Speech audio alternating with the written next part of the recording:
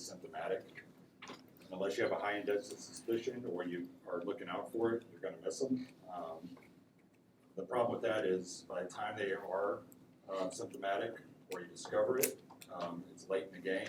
It becomes a lot more difficult to treat. So what I want you to get out of this in primary care, have a high index of suspicion. If it's making you think twice about it, consult sooner than later. And screen these patients because you can prevent a lot of this stuff or at least catch it early on where they have a better prognosis. So there's an overview. So we'll talk about the lung cancer in general, paraneoplastic syndromes. That may be that first indication for you to start going down the pulmonary cancer pathway. Some of these different syndromes going down, how to differentiate pulmonary nodules that work up for that, and then specifically pulmonary cancers, and then how you differentiate that between metastatic cancer that is now in the lungs. All right, so anybody know who this guy is on the left? Steve McQueen. You know what he died of? Hopefully you figured out it's lung cancer. All three of these gentlemen died of lung cancer, right? Does anybody know what type of lung cancer? Well, first, who was Steve McQueen? He was an actor, so he spent the majority of his career acting in Hollywood. He died around 50 years old. Anybody know what specific type of cancer he died of? We've talked about it. Bad one. No, we haven't talked about that, but we've talked really about one specific one. It's related to what? 80% of that cancer is related to one other condition. Yeah, that's mesothelioma, right? Associated with what? Asbestos, right? So, guy spent majority of his career in Hollywood acting. What they think he actually got exposed to that was while he was in the Marine Corps when he was aboard ships. And then secondary to that, he was a big race car driver. He did that amateur. And they used some of that fire retardant material in construction of those cars. So they think he got associated with that. What's this guy in the middle? George Harrison, the Beatles, the Quiet Beatle, right? So the thing about him is he got diagnosed with throat cancer, was in remission for that, started developing symptoms, ultimately died of lung cancer that had metastasized to his brain. So, this guy on the right, who's that? Bob Marley. You think Bob Marley ever smoked tobacco? No. Think he smoked some other stuff? Yeah. Yeah, he's Rastafarian, right? So, Bob Marley actually probably would have survived, and this isn't anything about Rastafarians, I don't know if anybody's Rastafarian here or Jamaican. But their beliefs, they don't believe in Western medicine, right? So they believe in natural cures, that the body's a temple. So those beliefs that marijuana is a curative medicine. So he originally died of, or diagnosed what he thought was a bruised toenail. He had melanoma, and it was a blue spot underneath his toenail. He thought it was from a soccer injury. When they told him, they diagnosed him, they said, hey, this is actually treatable, we just need to amputate your toe. He wouldn't do that because it was Western medicine. And so eventually it metastasized, and he died from that because he didn't seek Western treatment, but it's very easily curable. And it's melanoma that is most prominent in African Americans or people with darker skin complexions. Typically starts like on the bottom of their feet or underneath their toenails where there's no hair. The reason I point that out is you have to do full body exams, talk to your patients, because these little things like that, right? You may miss that and say, yeah, that's probably a bruised toenail. You may even try to drain it yourself. But if you're not doing full body exams, checking everything, the soles of their feet, their armpits, between their legs, underneath their scrotum, you're going to miss stuff.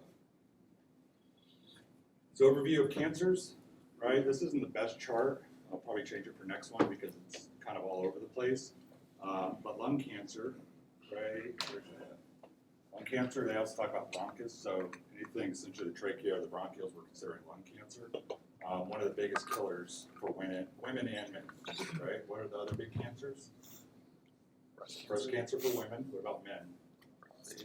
Prostate, colon cancer is up there. You see these kind of all fluctuate in the top 5. We'll talk more about it your senior semester when I go over oncology with you. So smoking, 85 to 90% of these patients are going to have a history of that. We'll talk about screening. So even if they quit smoking, you're still going to screen because they're at a higher likelihood. If you guys talked about packs per history, packs per day of smoking, has anybody talked to you about how you calculate that? So average pack of cigarettes, 20 cigarettes, right? You calculate them by the year. So if they smoke 1 pack a day for 20 years, what's their pack per day? 20 pack. Right, if they smoke 2 packs a day for 10 years, what is their 20 pack. 20, right? So you understand that the higher the packs per day, the higher the risk. Other risk factors, secondhand smoke, green grass, asbestos, metals, industrial toxins all contribute. Looking it up, marijuana smoke is less contributed to lung cancer and it's higher attributed to brain, throat, and testicular cancer. Genetic factors may or may not increase risk. That's still ongoing studies, but it kind of explains why some heavy smokers, that 80-year-old who smokes 2 packs per day, never gets lung cancer, right? Those old guys, they used to smoke the filterless cigarettes, like the World War II guys. You're like, oh man, all right, that's hardcore. But that may explain why they never got lung cancer. But if you're going off signs and symptoms, you're going to miss a lot of these because majority of them, it's going to be a later finding. They're vague somewhat in the beginning, or they're healthy or otherwise.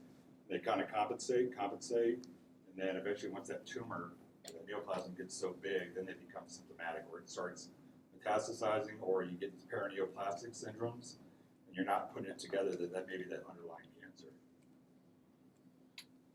15% are asymptomatic even with a large tumor, especially if it's in a area that may not be the main bronchi or the carina, and somewhere in that thing it may be a peripheral where it's huge, but they're just not having any symptoms with it.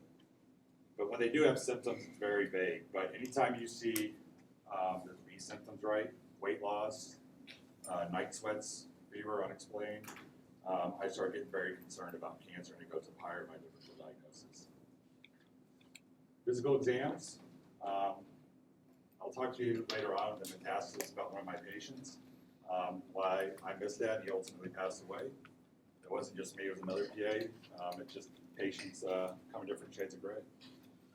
But diagnosis requires a high index of suspicion, early workup. So that guy who's been smoking, who develops a new onset cough or starts coughing up blood, that should start triggering things. That alarm should start going off in your head that, hey, we need to screen this patient and figure out if this is related to something else or if this is cancer.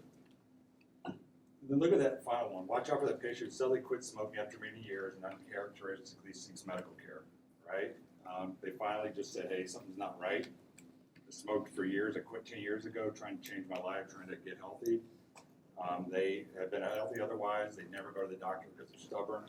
And they finally get there and they're just like, hey, something's off. That's the patient that really concerns me. So initial lab workup, right? Because these symptoms are going to be vague. We talked about kind of cough, dyspnea, pain, it can be a number of things. So we get those initial x-rays or initial labs. What could a CBC show us? Anemia, what else? All right, leukocytes, right, white blood cells. It starts showing us that maybe there's a platelet disorder, or they have panplastia, right, where all their labs are down, their platelets, their white blood cells, and their anemia, their CBCs are down, or their red blood cells, white blood cells, and platelets are all down, which would be characteristic of cancer. CMP, they start having some type of liver, kidney function, electrolytes are going down or going up. Really the first one, most important for these is going to be that chest x-ray. Now why you always, guys, if you get a patient that comes up with a new nodule, what you always need to do is look to see if there's a previous study, right? So a previous study may have been normal, but now if you put it up to this abnormal study, the radiologist may look at it and be able to pinpoint it and say, oh shit, we missed this, or this little thing that we thought was an incidental finding, a shadow or something, may have been an early sign for cancer. So if you ever get a atypical x-ray or CT, always look at that first one to see if there's a prior history. And I will say for me, I've had a few patients over the years where they came in and it just didn't make sense to me. They didn't follow screening guidelines. And I just got an x-ray just so I had to have one on record because I was like, you aren't healthy. Something bad's going to happen and I want this on record for future. That's not in any guidelines, but there's art to medicine. Sometimes it makes sense. But always look at the previous studies to see if there's anything. Chest CT is going to be our primary when we get these chest x-rays. They're abnormal. We're gonna do chest CT to go down, MRI unless otherwise indicated. And a lot of times, you're not alone and afraid on this stuff, right? So if you get a chest x-ray that has like a nodule on there, unreasonable to go ahead and get a CT. If you're concerned about that, call radiology, call pulmonary, call general surgery and say, hey, I have this, I don't have a lot of experience with it, I'm thinking about doing a CT, would you recommend something else, or help them advise you. A lot of times radiology is going to be, when they write their report for that chest x-ray or CT, they will put something along the lines of nodules concerning, recommend secondary, or recommend clinical correlation. That's kind of pushing you in a direction, and if you need clarification on it, just pick up the phone call and say, hey, saw your study, can you please explain this to me, or what you would recommend as the follow-up study.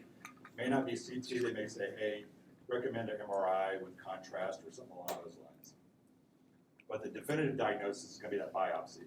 So I want you guys to understand what the tools you're using and where you're going to be. So if you have that centrally located lesion, so if it's on the bronchial tree, trachea, or it's somewhere directly close to that, you're going to do a bronchoscopy and they're going to do a biopsy. So why this matters, this is going to kind of dictate where you're directing these. So that bronchoscopy, who's going to do that for you? Pulmonology, well, who else can do it for you?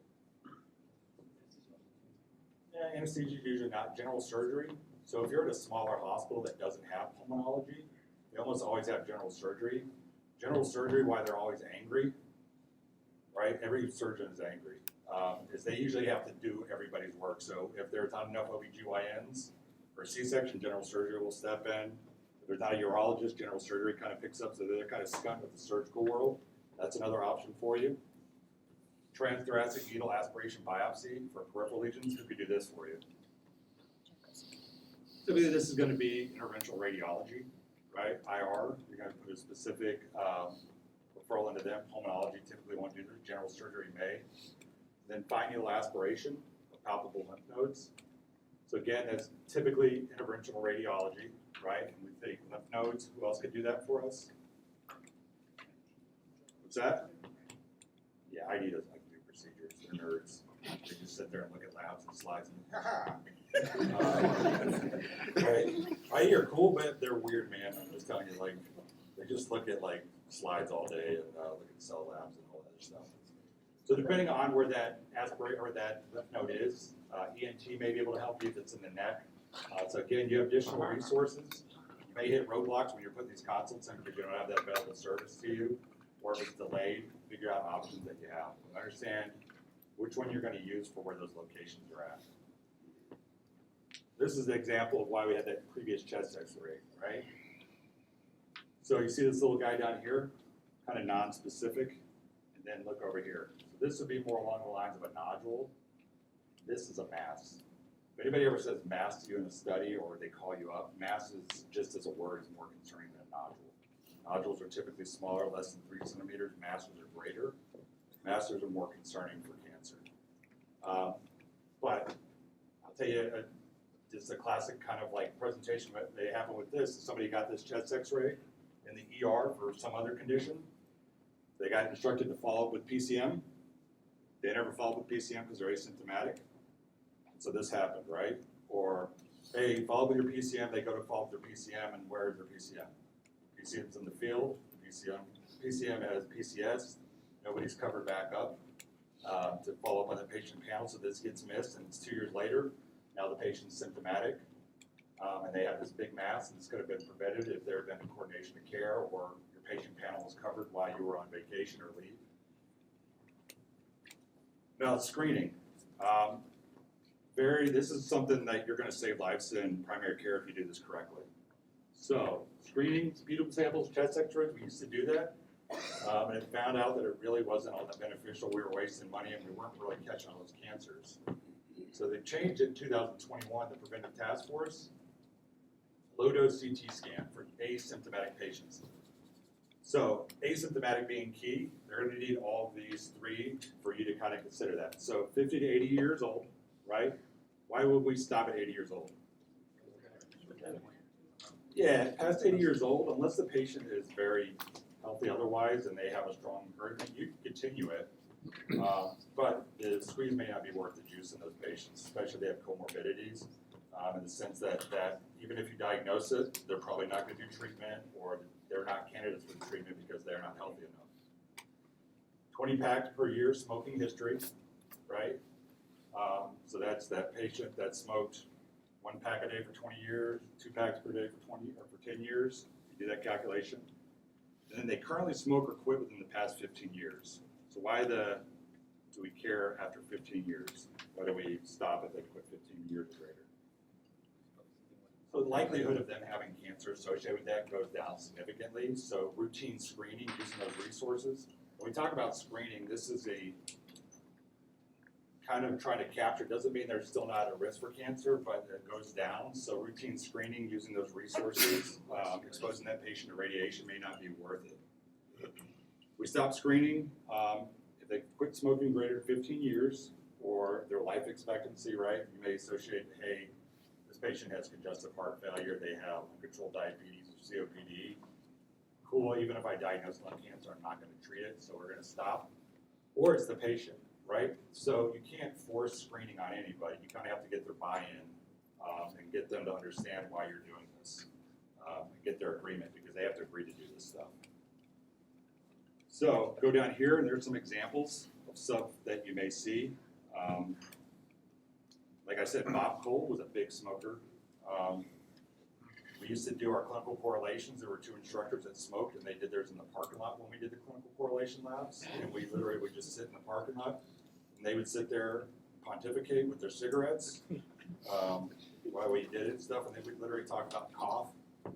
It's like they didn't see the absurdity in it, but he'd be smoking, coughing, and then he's like, anyway, your patient comes in with smoke, with cough, times 2 weeks, concerned about lung cancer, and he's still sitting there dragging, so he can drag it off his Marlboro Red.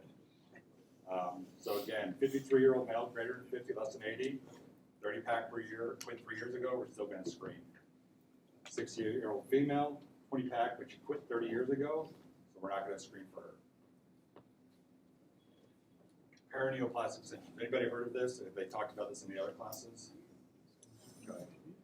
So we're going to go in more depth about some of these, but it's important that you don't miss this stuff because you're going to order labs on patients when they come in with these vague symptoms, and you may not chalk it up to this, but you have a high index of suspicion. So paraneoplastic syndromes, right? That is something that's causing secondary effect by the tumor, either a hormone or part of that cancer breaks off and it spreads, or it starts causing symptoms in other places.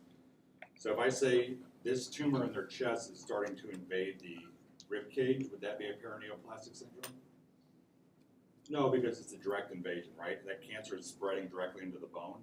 Paraneoplastic is something that's going on somewhere else that's causing these systemic or local effects that is not directly related to where that tumor is at and what it's doing. So SIADH, right? Antidiuretic hormone associated with small cell carcinoma. Small cell carcinoma you're going to see is going to be associated with a lot of paraneoplastic syndromes. Probably the most of the lung cancers is going to be small cell carcinoma. So what do we think this would cause? Secretion of antidiuretic hormone, inappropriate secretion. Yeah, so water retention, which is going to dilute their electrolytes, which would cause what? Hyponatremia, right? So guy before his PT test is like, I'm going to hydrate tonight. He drinks like 3 gallons of water. And then he goes out to the PT test and he fails it. He's like, well, I was hydrated. I even ate pasta this morning, like in the office with carb loading. But it's that patient that, and they may have those symptoms associated with that, nausea, confusion, muscle aches, because they're hyponatremic. Superior vena cava syndrome. So you may see these in the ER. These are like one of those few oncology emergencies. This is where a tumor is impeding or impacting the flow of the vena cava. So the classic symptoms is kind of a red, ruddy face, swollen arms, extremities. And depending on the severity of that tumor, they may shrink it with some radiation. They may do surgical resection. There's a number of things. But it's pretty characteristic. It's essentially wherever that tumor is, above it, you're going to have that ready sensation, that redness and everything else, that swelling. So if you look at their lower extremities or abdomen, those are typically normal, but it's just going to be above where that is. Recurrent laryngeal nerve palsy, this can be associated with other cancers as well, but you may see this, that tumor's in the apex of the lung and it's pushing up, could cause those voice changes, hoarseness. Phrenic nerve palsy, right? We'll talk about that a little bit more, but you'll actually see that on the chest x-ray where that diaphragm is actually elevated on there. Hypercalcemia, right? What else could cause hypercalcemia besides paraneoplastic syndrome? What other type of cancer? Parathyroid, right? Somebody just had a thyroid surgery and the parathyroid got irritated or got messed with.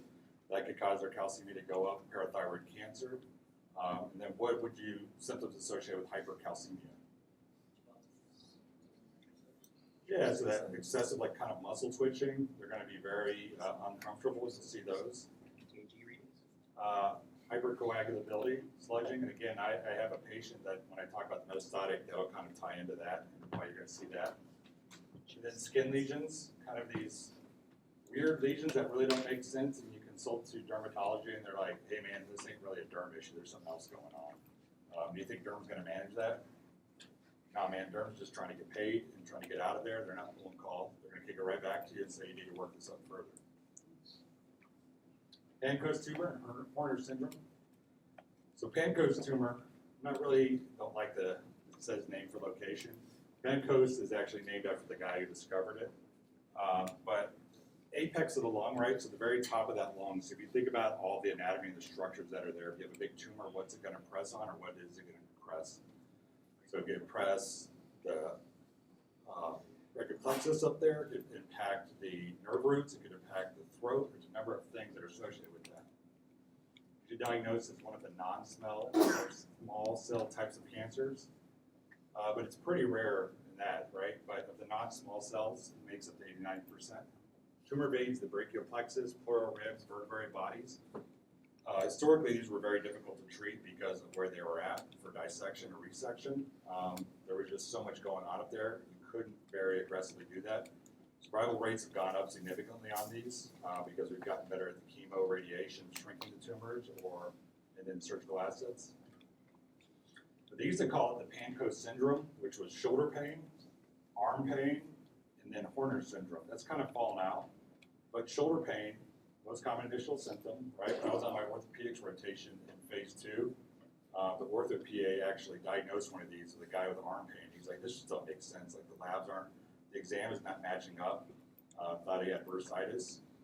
He got a chest x-ray, or actually he got a shoulder x-ray. It showed something suspicious, so he got a chest x-ray, and it was a big tumor causing these symptoms. So sometimes these get misdiagnosed. Weakness or atrophy of hand. So typically this is all going to be ipsilateral. It's going to be on the same side of that tumor. Superior vena cava syndrome, right? Tumor's in the right apex. It's going to push on there, and we'll show you some pictures of what that obstruction is going to look like. But typically it's above that tumor. It's going to be extremities bilaterally are going to be swollen. Face is going to be very ruddy red. And then Horner syndrome, right? So ptosis, which is that drooping eyelid. The mitosis, which is going to be that pupil, and then anhidrosis, decreased facial sweating. Other things could cause this. So Horner syndrome is not just specifically Pancoast tumor, but they have a Pancoast tumor. Typically, they're going to have Horner syndrome because it's impeding on those sympathetic nerve roots pathway of the neck. And there's kind of that thing. So you can see this illustration of where that tumor is on the apex of the lung, and it's impeding all this tissue around here, all the vasculature and the nerve roots. And then anhidrosis, right? You see this guy holding his hand. And there's the actual, that chest x-ray, you'll see that. So some of these things you may find, like you'll get an x-ray, and on the periphery of that x-ray, where you can look at, they'll see something, and the radiology will call you and say, hey. And then in some cases, if radiology has a very high suspicion, they won't wait to call the PCM or do that. They'll just go ahead and order the imaging on their own, or they'll go ahead and advance it because they're concerned. And then that hand atrophy, right? What else could cause hand atrophy? The guy comes in and he has some of these other symptoms, but he just has this. What's that? Yeah, nerve issue, like what are some nerve issues in your hands? Carpal tunnel, cubital tunnel, right? The patient would be like, well, I type, my hands go numb, or my one hand goes numb. That could cause hand atrophy, something along those lines. Pulmonary nodules, this will be, I promise you, you're gonna see this on a regular basis in primary care, where I've talked about it in depth, is they get just some random incidental finding on a chest x-ray, this nodule. Now, how do you present that to a patient? Right? So, you don't just say, hey, you have a nodule, this may be cancer. What are they gonna do? They're just gonna melt down in front of you. So, be very careful when you say cancer or malignancy to a patient. Even if you say, I don't think you have cancer, just that sense, they're like, well, shit, are you telling me there's a possibility, man? Right? So be very careful when you use the word cancer or malignancy, because it immediately puts in the person's head that they have that or there's a possibility of it.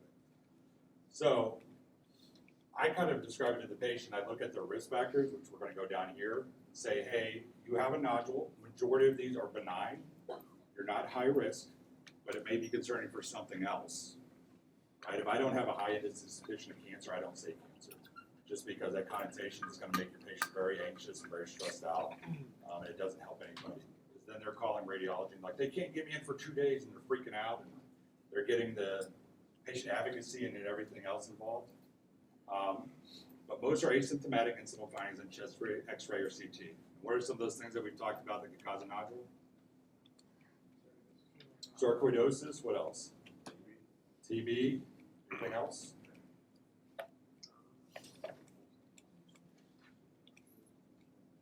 Yeah, but those are some of the big ones. Idiopathic, the IDF, right? That could cause that too.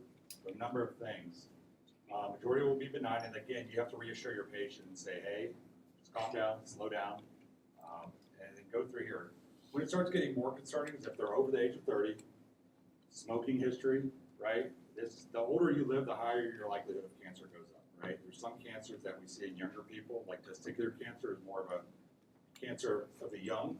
And once you get past kind of age of 40, your chance of testicular cancer goes down significantly. But for lung cancers, these are, as you go age, they're going to go up. Prior malignancy, right? We talked about George Harrison. He had throat cancer, was in remission, and then 3 years later, he developed lung cancer, and that metastasized to his brain. Nodule size, so if it's greater than 8 millimeters, the larger it is, the higher likelihood of it being cancer.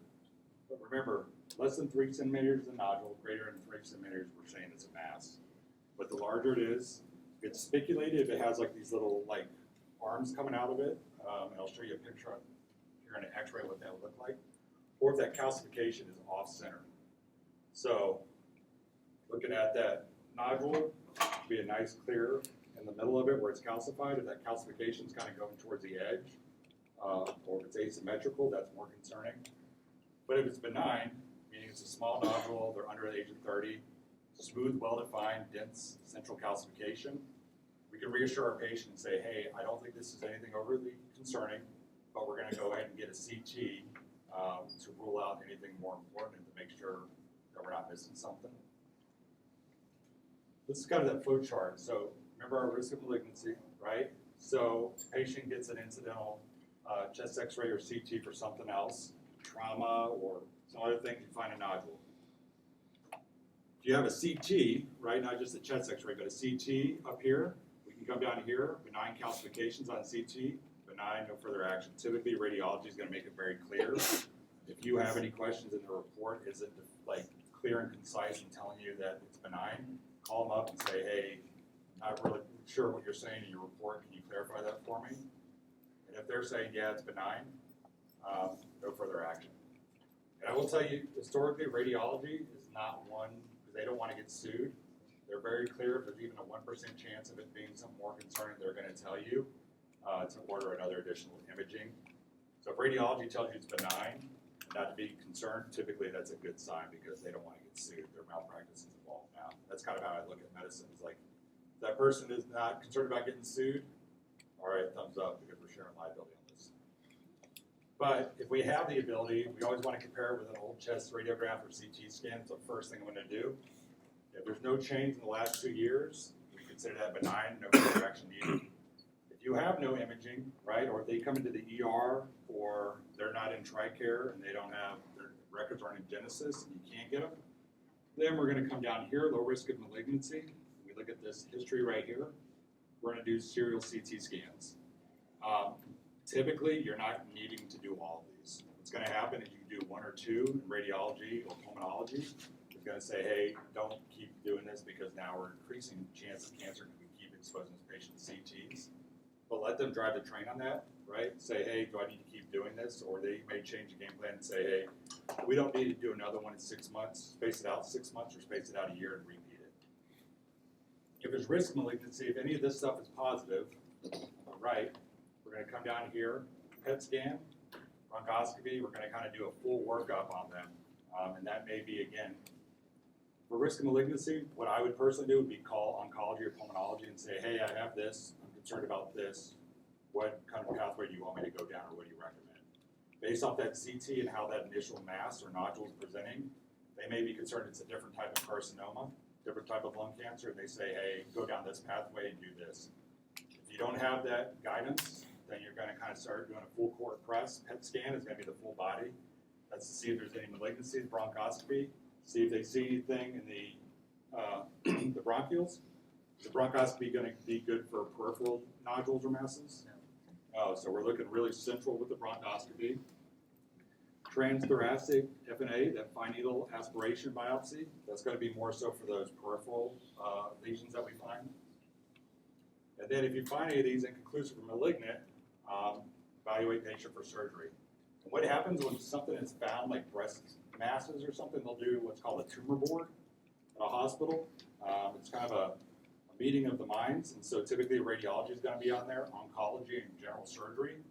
If it's something like testicular, maybe urology is involved, but they're all going to come together to do a consensus of what the next step is. It's typically not one person managing this. So if you send these out, just kind of counsel your patient, hey, you may meet with several specialists so they can get a consensus and come up with the best plan for it. So here's some of those examples we talked about that spiculated, right down here. See how it's kind of arms are coming out right here. And then this, what we call this a nodule or a mass. May still be a nodule. Again, on your x-ray you have that little caliper, that little ruler, you can pull it out. But typically radiology is going to tell you if they're concerned if it's a nodule or mass. Up here is that central calcification we were talking about. See how everything's nice, round, smooth, symmetrical. And this center dark white spot right here. Now, if this wasn't off center and it was starting to go towards the edge, or it was kind of star-shaped or just atypical, that would be more concerning of a malignancy and less of a nodule. Now, we're getting to our primary lung cancers. They're going to be broken out into kind of two broad categories, small cell, non-small cell. Why they call it small cell is when you look at it underneath the slide, the cancer cells are going to be significantly smaller than the lung cells. So that's why it's called small cell, and then non-small cell. These are the main ones we're going to be talking about because this is the majority of lung cancers out there. There's a lot more that are kind of these 1%, less than 1%. But small cell lung cancer, it's only 15%, but almost always these are going to be smokers. Almost always smokers. Adenocarcinoma is not smokers, right? So these are differentiations in your history of how you're going to kind of risk stratify what it is. And how these cancers present, it may change your imaging or what your diagnosis plan is, because some will present central in the hilum, some will be more peripheral. This also has a high likelihood of being widespread metastasis by the time you do diagnose it, and it also is at risk for those paraneoplastic syndromes, a higher risk than some of these other cancers. Squamous cell, another big one. It's also related to smokers. It presents a little bit different from small cell. Then your large cell, which is kind of these group of unspecified subtypes, you won't see these as much. And then down here, these are kind of specific that we're talking about, the carcinoid and the mesothelioma. So small cell, right? Associated with smokers, high for paraneoplastic metastases, begins in the central airways, right? It gradually blocks bronchial lumen. So that's a key characteristic. It starts centrally and it starts working its way out. Caused by mutation, deletion of tumor suppression genes. Have you guys talked about oncogenes? How those are? Okay, so oncogenes, kind of three different genes, right? So you have oncogenes, you have tumor suppression genes, and you have the para-oncogenes, right? So oncogenes, if you imagine like a gas pedal and a brake, oncogene is meaning it's a mutated cell, a normal cell that's mutated. gas pedal's down, so now it's just dividing uncontrollably. Otherwise, if it's a typical cell, it's going to divide, it's going to do what it does for growth and reproduction, but it's a gas pedal that takes its foot on and off, right? Oncogene means that part is closed off, now the gas pedal's down. It's just dividing, it's going wild, it's just multiplying, getting bigger. And then your tumor suppression gene, what that is the brake pedal. So it's tumor suppression gene, basically, when it's acting normal, notes that this cancer or this cell is atypical, and it needs to do program life death. We need to trigger it to die. But in that case, you're pressing down on the brake pedal, and nothing's happening, right? That oncogene's taken over, and that's happening. You may not have an oncogene. You may have a normal cell that is dividing, but the tumor suppression gene, that brake, is not working. And so now it's just dividing uncontrollably because nothing's stopping it. So that's characteristic about some of these you're going to see. So this is caused by mutation deletion of the tumor suppression gene. So this means that the brake pedal is not working. It can't stop, but it's otherwise a normal cell. Rare non-smokers. This is like 40% or 15%, right? 5% central mass, and it goes out to the peripherals if it's going to spread. And then it has a higher situation or association with these, so that antidiuretic hormone, ADH, increase leads to water retention, dilution, hyponatremia, right? Nausea, vomiting, weakness, delirium, dizziness. The superior vena cava syndrome, you kind of see that red ruddy guy where the arms are swelling. This is the patient that has it. So B is after treatment, A is before. So it's swelling or redness. The superior vena cava syndrome is pretty pronounced. Like this isn't that tumor just comes overnight and starts impacting that. Typically this is a gradual process, but you may have some patients that all of a sudden their body can't compensate and it presents, and they present in the ER with these symptoms. There's another kind of presentation of what they would look at. There's your tumor in the central, and pressing down superior vena cava, causing that swelling and that redness. Elevated hemodiagram, or diaphragm, what is this associated with? We talked about it previous in the perineoplastic. What would be this a palsy of? So phrenic nerve palsy, right? So that's another one that's associated with this type of cancer. And that's where you're going to see on the chest x-ray that this is elevated. You see that tumor? It's central, right? So the hilum right here, and it's pushing out, and it's starting over here, and it's moving out, right? Eventually, over time, if this gets bigger, it's going to may start shifting that lung, start shifting the mediastinum, or it may start blocking out things, so it's clouding the images around it. Yep. Sir, is that whole very opaque up and down portion, is that the actual cancer? Or is it just the temple? Mostly right here, you may start seeing some residual, but what you're actually seeing is everything's pushing over. You see right here? There's that structure right there. It's trachea, so it's already starting to push everything over in that case. So the evaluation for most of these is going to be the same, unless it has a different presentation or it's in a different spot. But you're going to go down there. You got a chest x-ray or CT, or if you just got a chest x-ray, you're going to go to CT. Typically, primary care, that's kind of where we stop, and then it usually gets taken over by somebody else, or you continue to manage it with expert consultation, meaning you've spoken to oncology, pulmonology, radiology, and they're kind of showing you the way. Whenever I talk to one of these people on the phone, I make it very clear what their name is, right? Smith, how do I spell that? And I make sure their name goes in the chart, and that they're involved with the care. Then follow up, brain, PET, why are we doing these? Yeah, so it's part of the staging process, right? To see, is it just an isolated tumor? It may be that finding that we saw, this may have been not primarily lung cancer, it might have metastasized somewhere else. So we're trying to figure out what is the primary cause of this, or if this is the primary cause that's metastasized. CT guided biopsy or transbronchial biopsy, it's going to be the definitive diagnosis. They're going to get those cells, send them to pathology, and then figure out what it is. Staging, we'll talk more about that in oncology, your senior semester, about how you do that. Majority have local advanced disease at the time of diagnosis. So like I said, if you're not high index of suspicion, if you're waiting for them to be symptomatic, you may miss it, and now it's far gone, it's metastasized, or it's very large. You're starting to get those perineoplastic syndromes. What does hematogenous spread mean? Through the blood. So part of that cancer breaks off and it starts spreading, it's metastasizing. It can go anywhere, right? Liver, brain, kidneys, just about. Then this type of cancer, it's rarely amenable to surgical resection. So what other options do we have? We have chemo, we have radiation, so we have some of the biological agents now too. It's changed quite a bit, but you're kind of out of the game once this is made, diagnosis, you're going to send them there. You may still be involved with care for continuity purposes, but typically oncology is going to be involved.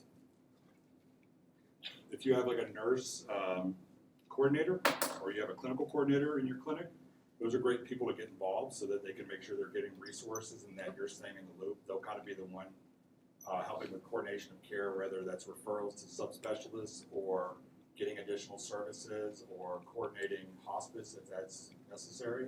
So it's a team effort. Get your clinical coordinator in there too as well. Highly dependent on staging.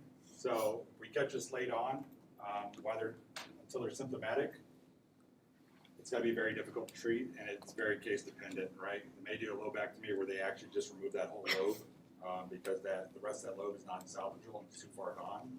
And then followed up with chemo or radiation, where they may do radiation initially to shrink the tumor because it's in a spot that's non-operable, right? If it's in close to the heart or close to somewhere else, they may choose that.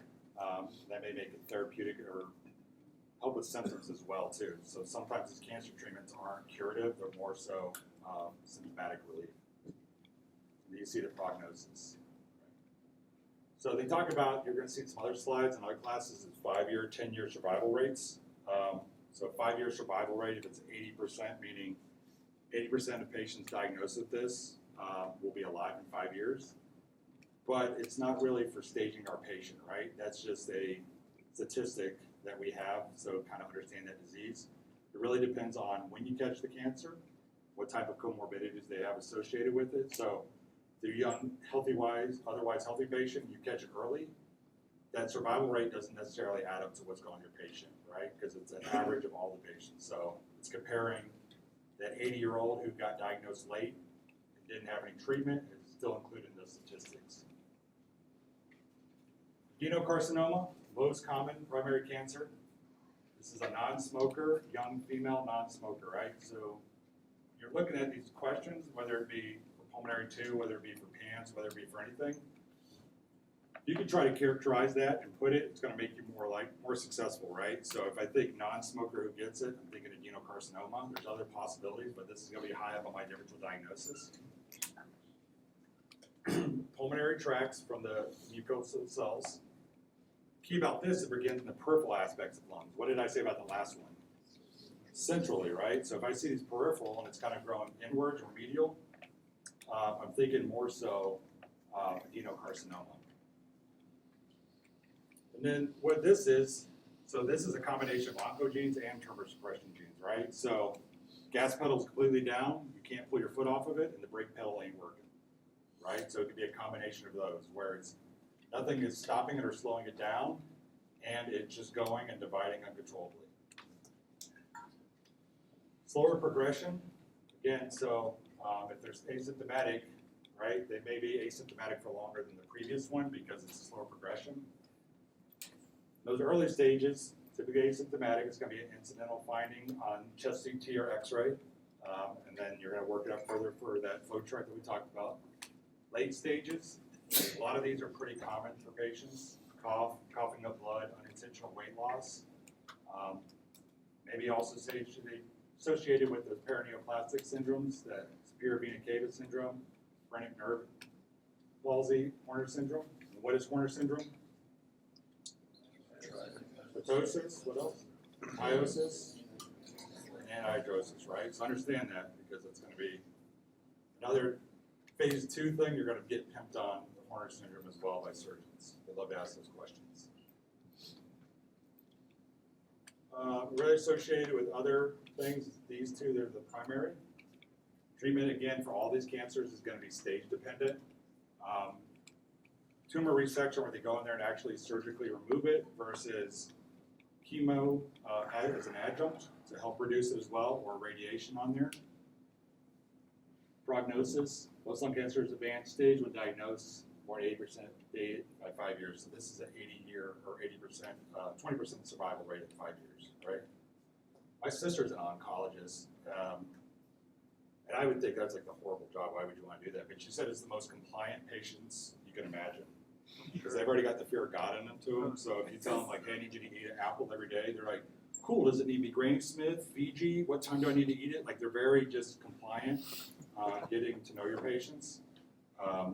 But you also get to know your patients, and they have a lot of tastes. Can't do much for them.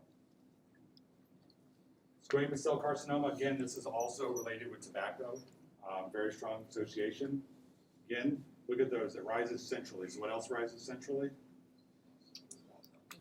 Small cell, and then what else is small cell associated with? Smokers, right? Tobacco history. So a lot of times these will kind of be, until you get the definitive biopsy, it could be either or.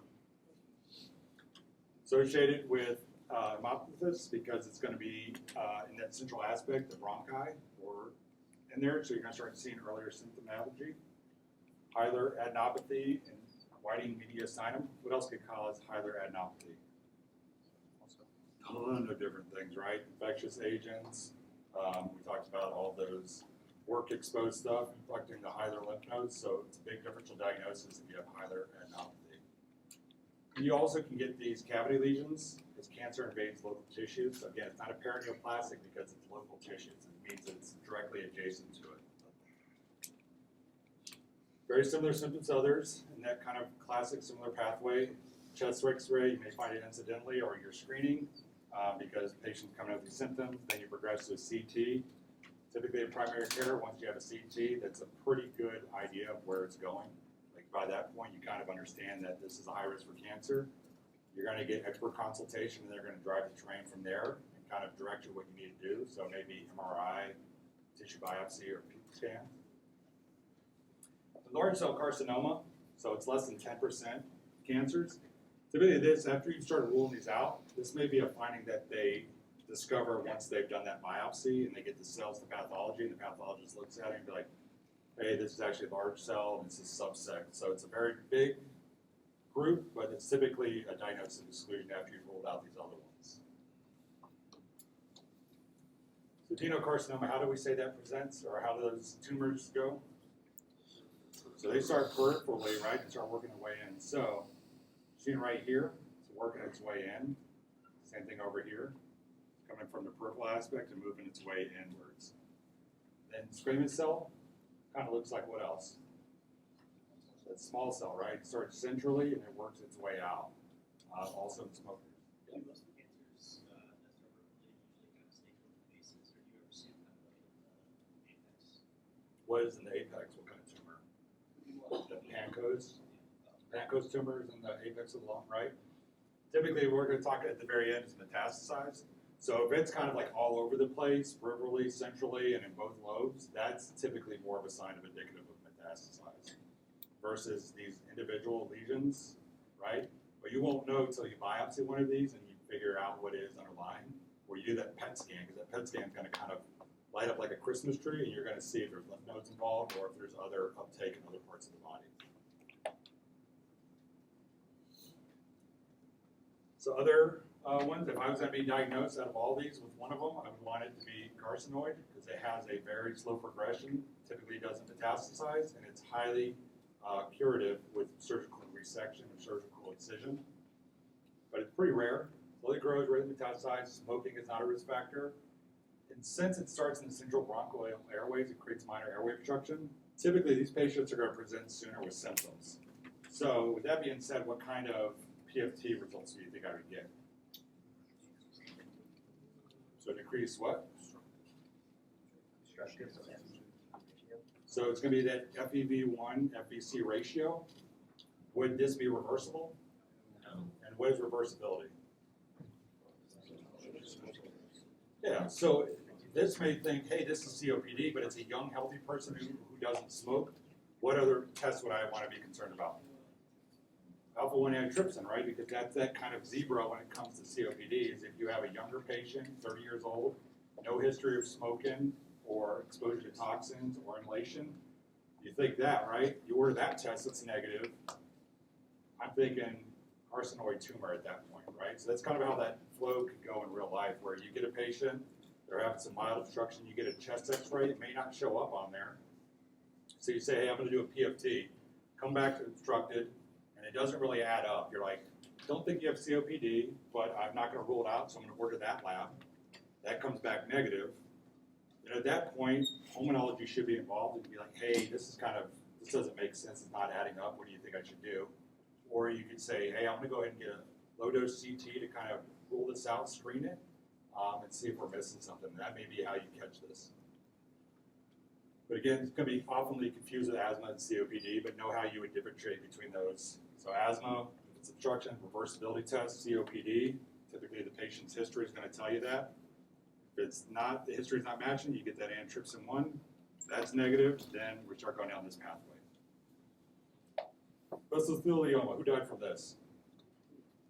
Steve McQueen, right? And what was it associated with? Asbestos, right? Was he also a smoker? Yeah, man, everybody back in the day, you see Frank Sinatra, that guy was like eating food, smoking at the same time. They always had cigarettes in their hands, that's just how they did it. But this one, no direct correlation with smoking. 10% lifetime of asbestos workers, 20 to 40 year latent periods. So talk to those patients, right? If you ever have to do rotations at the VA, maybe like I never smoked. I never took the cigarettes that were in the K rations in Vietnam. I never did any of that stuff. But I did get put on a tasking where I had to deconstruct boats or ships, where I worked in the buildings that did all this stuff. I may have only done it for a year, forgotten about it, and now 24 years later it's presenting itself.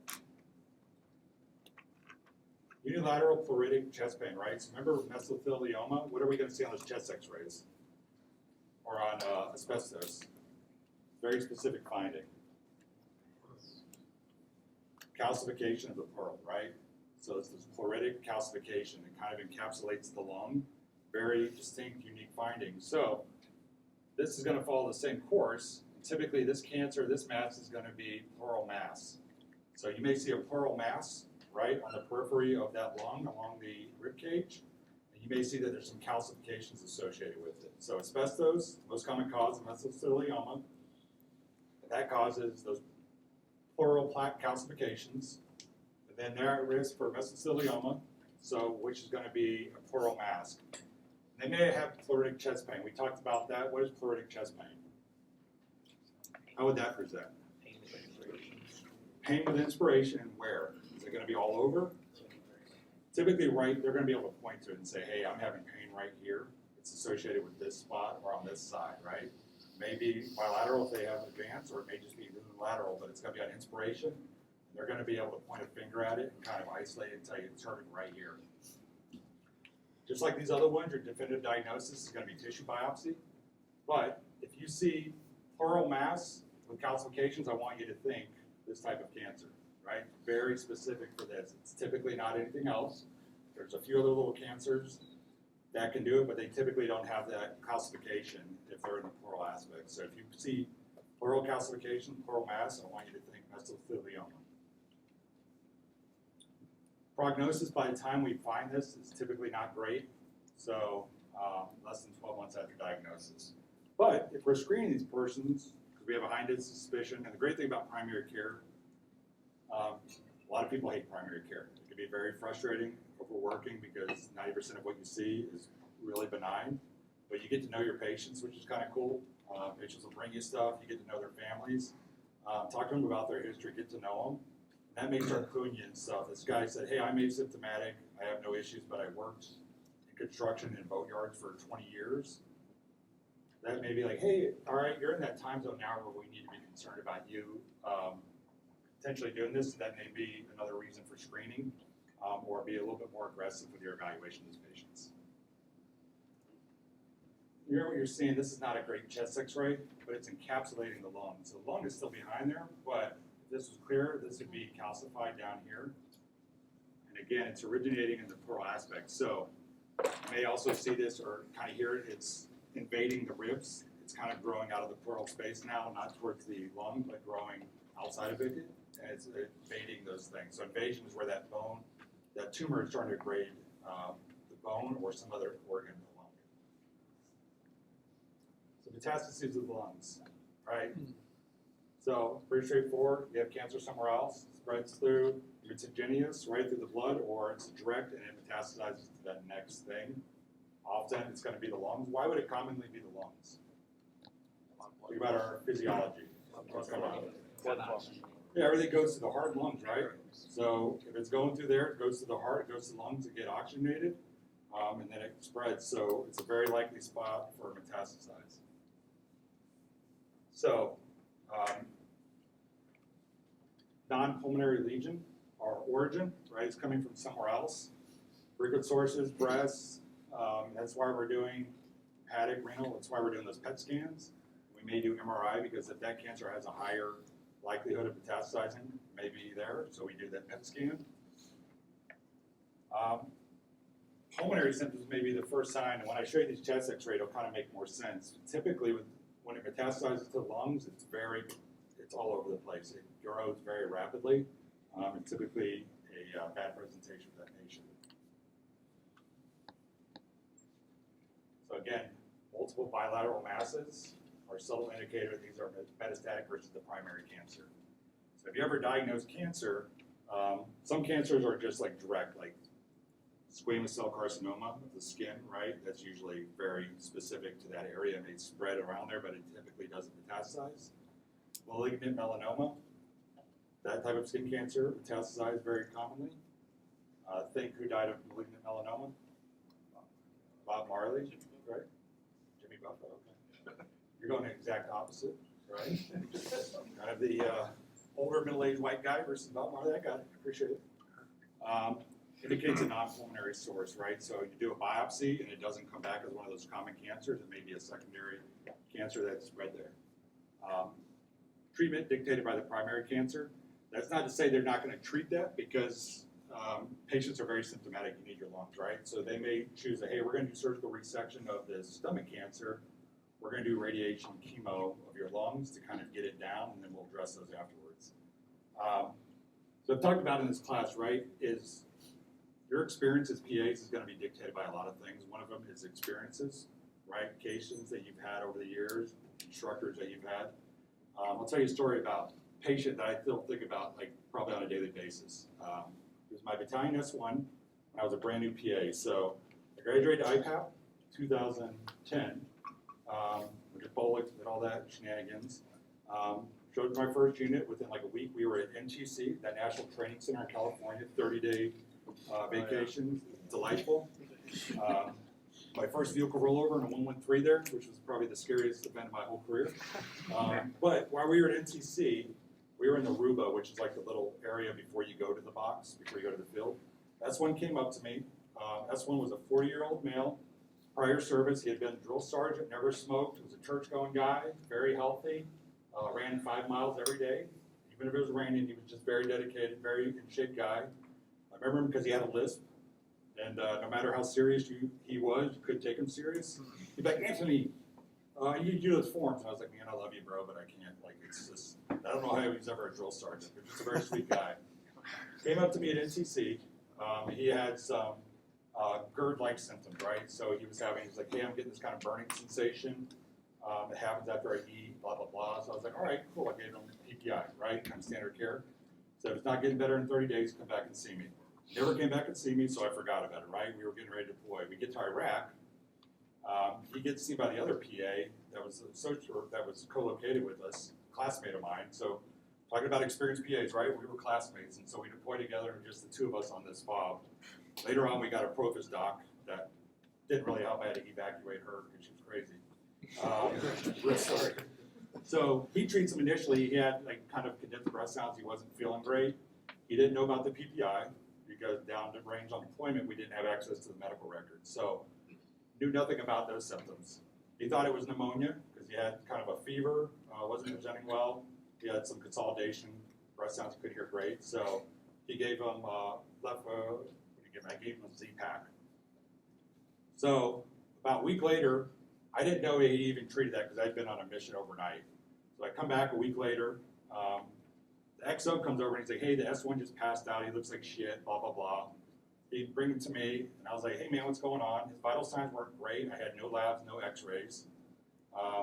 Listened to his lungs. They sounded like crap again. There was kind of consolidation. I couldn't hear very clearly.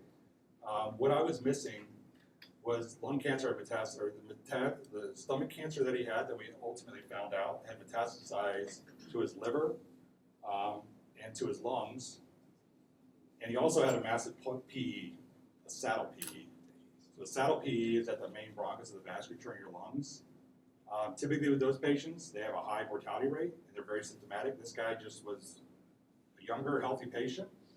So by the time I got into the combat support hospital, I evac'd him the next day. I had to fight with my battalion commander because this guy was the battalion adjutant, the S1, very important, like for operations. Battalion commander was fighting me, like, no, we're not evacuating. I was like, dude, we gotta get him out of here. Like, I can't diagnose this. I have a tuning fork. Like, this it's my diagnostic, bro. Like, I can't do anything. The combat support hospital in Baghdad was like, well, we're not taking him without X, Y, Z. And I was like, cool, man. He's on the flight right now, so I don't know what to tell you. He's en route. By the time he got there, he got a CT. He had about 20 lesions in his lungs, his liver, and he had a giant apple core lesion on his stomach. Kind of further getting into that, he was a very stoic guy, wouldn't tell anybody.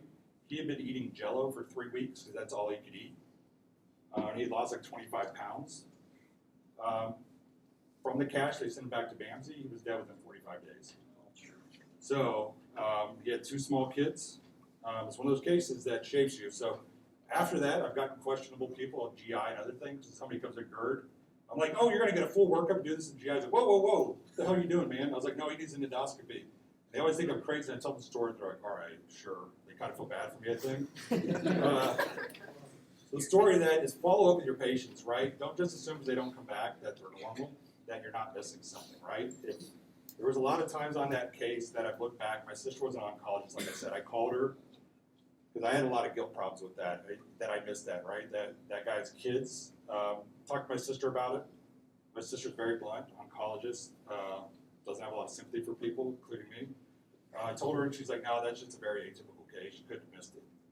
And I don't think it would have changed it, even if I had followed up. But there may have been that 1% chance that I could have made a difference or caught it earlier, given him a little bit longer life, let his kids see him a little bit more.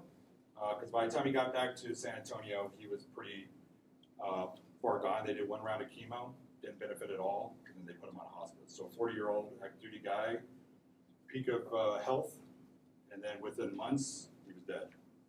Right? So I don't tell you to scare you, but follow up with your patients. Make sure you're doing good medicine, because even these healthy young patients may have underlying disease that you're missing.